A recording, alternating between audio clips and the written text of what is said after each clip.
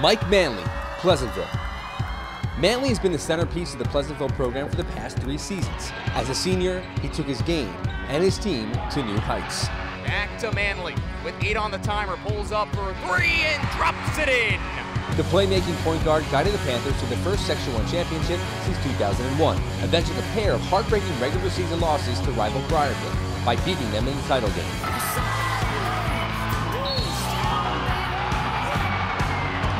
The 6-foot sharpshooter averaged 21.2 points per game this season, including 7 games with 26 points or more, with a career high of 36.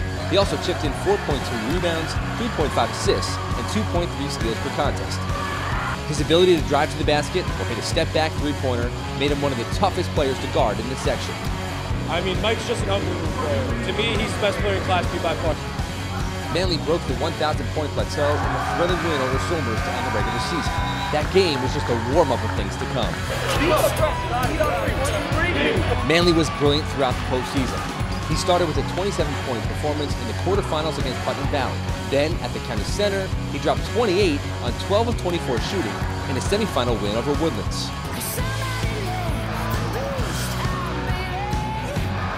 I mean, I've always wanted to play pretty well ball. It was always my dream as a kid, and we're one step closer. In the Class B final against Briarcliff, Manley scored 18 points and had 6 assists in an MVP effort in the win. Manley pushes to the front court, heaves a pass down low. Pleasantville, your 2017 Section 1 Class B champions. It's unbelievable. Great feeling. Dream come true. It's amazing. The mark of a great player is what they do in games when they matter the most. And in 2017, Manley made an indelible mark on Pleasantville and on Section 1, and he intends to continue his career in college.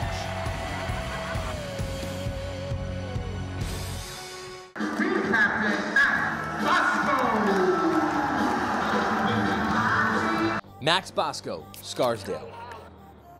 You may never see a superstar as unassuming as Max Bosco. And you probably didn't see his name on many preseason lists either. But over the past 3 months, the Scarsdale guard proved to be one of the most dynamic scorers in this section, and in that unforgettable Class AA final at the County Center, maybe the most clutch.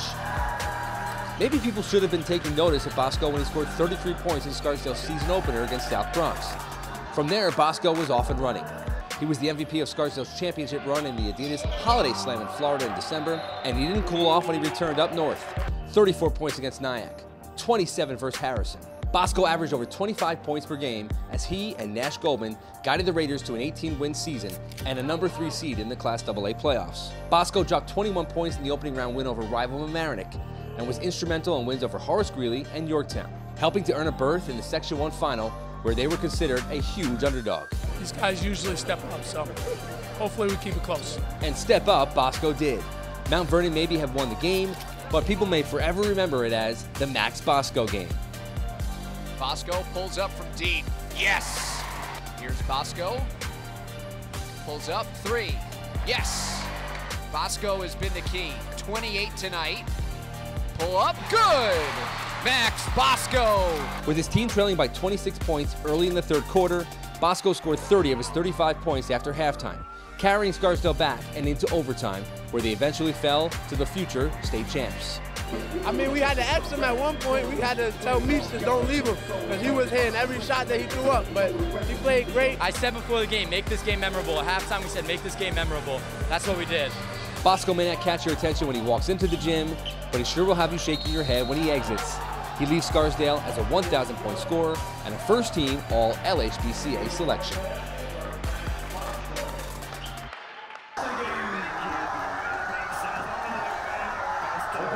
Kevin Lynch, Tappan Zee. No one gets the crowd going quite like Tappan Zee. If you turn the clock back 1 year ago today, you won't find a player who improved more in the span of 12 months than Kevin Lynch. The 6'6" senior bought in and epitomized all the things that make the Tappan Zee program great. He was a selfless leader who worked relentlessly to become a first-team All-LHBCA player. Kevin's amazing, and it's so tough because you kind of take it for granted. He works hard every game, it's double team, triple team. Guys hanging off of him, he doesn't complain, and he just really gets to work, and he sets the tone for our mental toughness. Perhaps no one player had a bigger impact on their team more than Lynch had with Tappan Zee. Hey, we got a good relationship, right? You post hard, we try to get you the ball, right? That's it, it's a perfect relationship. and I love you on top of it, so that's a triple thing. In a one-week span in January, Lynch had a career-high 30 points and 17 rebounds against Albertus Magnus. He followed that up with 17 points and 16 boards against Nanuet. He then finished the week off by scoring all 18 first-half points for the Dutchman in a thrilling 47-44 win over Hen Hud. Lynch at the foul line. Maloney's been good on him, but just too much into Lynch. You know, at halftime you had all the team's points, all 18 points? It doesn't matter. It honestly doesn't matter. As long as, like, we're playing defense, that's what the main point is. Lynch averaged 20 points and 12 rebounds per game as a senior, guiding the Dutchman to a 22-victory season and a second straight appearance in the Section 1 title game. Mentally and physically, I need 100% out of each of them, you understand what I'm saying? There wasn't a game this season where Lynch didn't give it his all. While he had a handful of dominant games, Lynch really didn't have one bad game all season. He was a lock for a double-double every time he stepped on the floor. And he showed an ability to come through in the clutch, as he did in TZ's second meeting with Albertus Magnus in the regular season.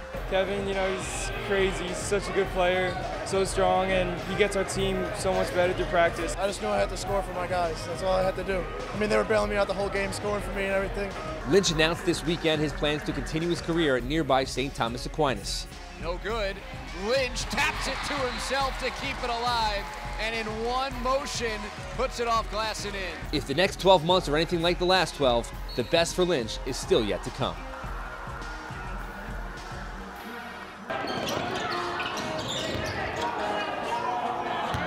James Anozie, Our Lady of Lourdes. Anozie arrived at Lourdes 4 years ago as a project, and he leaves a Section 1 champion.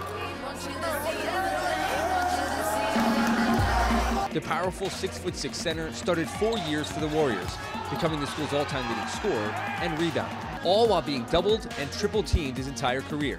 He just does it with a smile. Yeah. He just loves the hard work in the battle, and he does it with a smile. He loves it. Anozie averaged 22 points and 14 rebounds per game as a senior, earning first-team all LHBCA honors for the first time. Most players on this list scored their 1,000th career point. Anozie went for his 1,500th point in the final regular season game of the year. A win over Peekskill that was the first of 7 straight victories that ended in the state final. It's obviously it's a good thing because not many people score 1,500 points. If you score 1,500 points, it's a really good accomplishment, so you should celebrate with your team. While most people focused on Tappan Zee and Byram Hills, Anozie and Lourdes were trying to tell anyone who would listen that they were the Class A contender. We can bring home second medal. I think when we're on, we're feeling it, we can do anything we want. But in the middle of his senior year, there was a question whether Anozie would truly reach his full potential. Over the next month, he broke through that ceiling and took Lourdes on a magical postseason ride. It started with 25 points in a win over Saunders. At the county center in the section semifinals, Anozie went for 27 points and 15 rebounds against Byram Hills, sending a message to any doubters. One more! You should be stunned. We've been practicing 3 weeks. It doesn't matter what seed you are. We just got to keep on pushing. That's what we did. Every single day in practice, we kept on pushing. We can beat anyone if we play our best. That's what we did today. We played our best. But Lourdes didn't surprise everyone again. Into Anozie, quadruple team. Anozie flips it up and in. Anozie had 12 points and 11 rebounds in the sectional final, a win over Tappan Zee, earning tournament MVP honors. Anozie guided Lourdes to the Class A state title game, where he dominated inside all weekend, before the Warriors' run ended to a Rondequoit. You get to know him, and you get to know him inside, what's inside his heart and inside his soul. And he's just, you know, a phenomenal young man, and he's going to go on, he's going to do great things in life. It took a lot of work for Anozie, and there were a lot of chicken parms eaten along the way, but he left his mark on the Lourdes program with the best season in school history.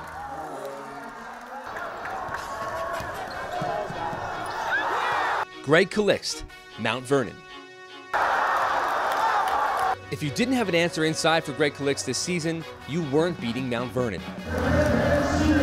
The chiseled and agile 6'9" senior became the most dominant presence on both ends of the floor for the New York State Class AA champs.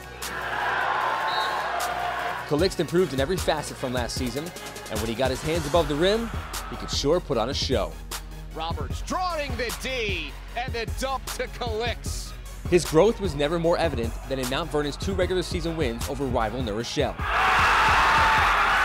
Get it across the timeline, Morgan. Underneath, Calixt. I felt like they couldn't stop me down there. Nobody had an answer for me, so I just kept on calling the ball. My teammates did a good job of giving me the ball, so I got to give credit to my teammates. Tremendous amount of growth over the summer working and practice working, and you can see it today. played great. Mount Vernon lost 2 games at the SNY Invitational this season, but Calixt made a name for himself in the game against Christ the King, putting up 15 points and 5 rebounds against a tough front line.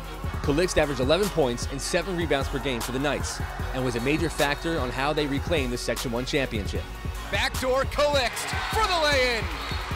The Knights are golden for the 32nd time in school history. The Knights went on to plow through the state playoffs for the program's 11th title overall. In the state semis, Calixt capped a big third quarter with a monster dunk that propelled the Knights to a 22-8 run. In the championship game, when he got the ball, he was going to be a force. Calixt's impact goes far beyond numbers. If he didn't block a shot, he altered one. Calixt, the two-handed stuff. Mount Vernon consistently won the battle on the boards, mainly because Calixt was inside eating up space. The list of Division I programs after Calixt is growing as wide as his wingspan, and his potential isn't even yet to be realized. Mount Vernon has seen plenty of D1 players walk through the halls over the past 3 decades. Few will ever walk as tall as Greg Calixt.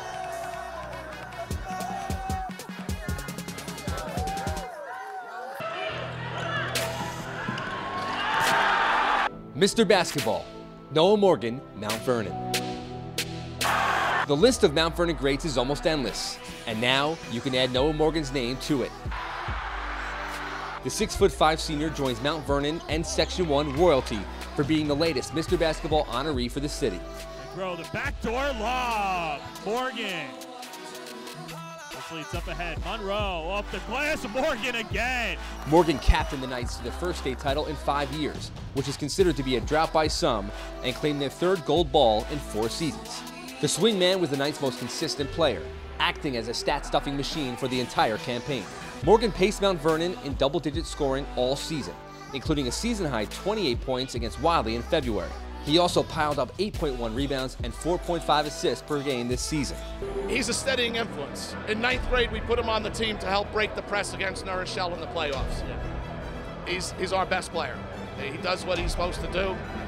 Tremendous player. After suffering heartbreak in the 2016 finals, Morgan left nothing up for chance in the Section 1 playoffs. I mean, last year is definitely on our minds. We know we lost last year. We know we're seniors and we can't go out like that. He had 22 points, 11 rebounds, and 4 steals, and this one-handed jam in a win over Ketchum in the quarterfinals. Scott looks backdoor. Morgan slams. In 2 games at the county center, he combined for 27 points and 23 rebounds, earning Section 1 playoff MVP. I mean, it means a great deal. I mean, it doesn't matter how many we won in the past. Every year we go out, we fight to come here and win here. Morgan inside, counted +1. Morgan's brilliant postseason was just getting started. He had a monster game against Pine Bush in the regional semis, recording 25 points, 11 rebounds, and 5 assists to go along with 5 steals.